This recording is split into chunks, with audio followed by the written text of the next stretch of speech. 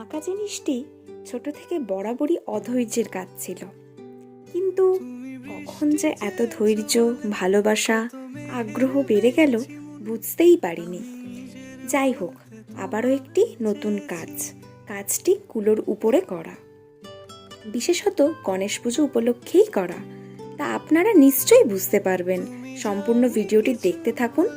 প্রথমে কুলোটিকে হালকা করে ভেজা কাপড় দিয়ে মুছে নিয়েছি, না হলে কি বলতো, শুকনো জিনিসে অনেক রং টেনে নেয়। তারপর সাদা রং করে প্রথমে এঁকে নেব পেন্সিল দিয়ে। আঁকাটি হয়ে গেলে আবারও রং করে নেব।